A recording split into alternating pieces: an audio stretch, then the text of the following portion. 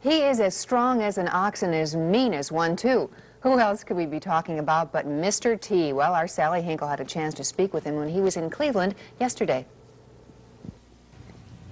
Mr. T is one of the most popular characters on TV today, and I know that you started out as a bodyguard before you got into show business. Do you find now that you need a bodyguard of your own?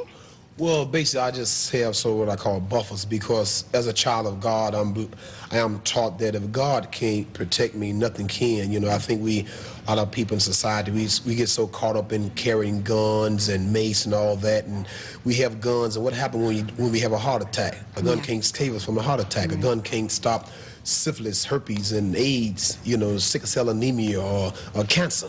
Well, you talk about violence, though, Mr. T. The A-Team has a lot of violence in it. How do you justify that? Well, I'm glad you brought that up. The A-Team has violence in it to our competition. Let me explain to you. See, if the A-Team was really a violent show, we would not be on the air. We done fired over 2 million bullets. Nobody got killed. We have fought over thousands of guys. You don't see blood and all that stuff.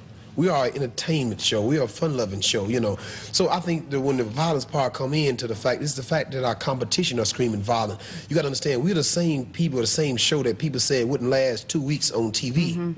We were broke the odds. We've been #1 a number of times. Right, but so you don't have any problems then with your position as a tough guy and a violent guy on TV and a very passive, loving guy off? Like I say, if I was a violent guy, I would be a violent guy through and through. This is an act that we put on TV, me saying, shut up, Murdoch, I'll break your neck. That's an act. Yeah. You know, if I was so mean, I wouldn't be getting all these requests to come to church and the hospital when they sick. Right. If I really was a tough guy, I'll be the last guy a sick child want to see. But I'm the most requested guy I want to see, because, see, children see my honesty. Children see the love that I have. See, children don't have a problem with that. It's the adults that have the problem. Where'd you get all that love?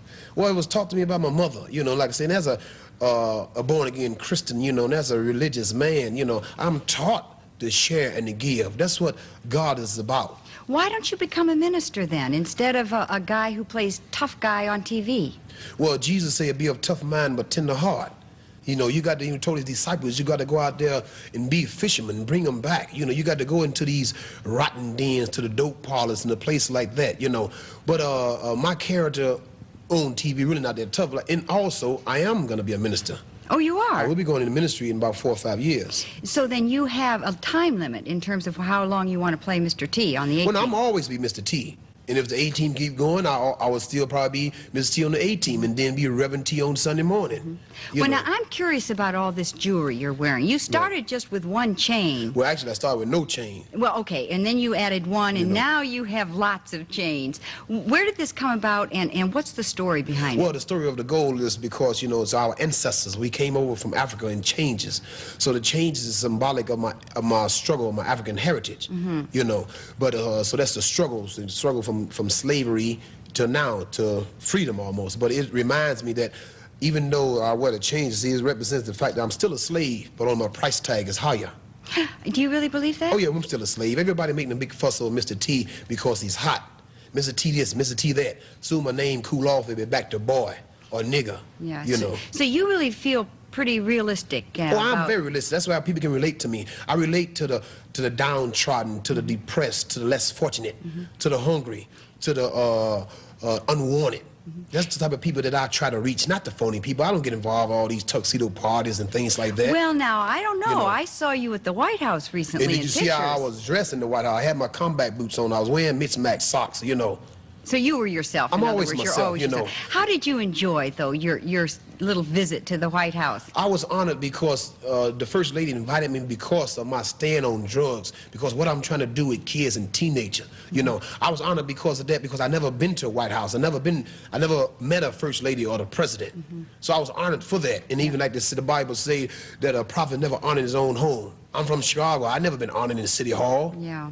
Did you kind of have to pinch yourself when you were there and say, this is really me? No, I didn't have to pinch myself, because I knew that somewhere down the line somebody would recognize what Mr. T really is about. Now because of that, everybody else began to jump on the bandwagon. Yeah. They said, wow, oh, I guess he's all right now, you know. So everybody, you know, wants to get, you know, do what everybody else is doing, you know. Well, I think you're lots of all right, and I'm sure glad you came to talk with us today, and lots of good luck to you, and I hope you get that message out both here and on and on and on. Good luck to you. Thank you very much. Mr. T, and now it's back to Wilma and Don.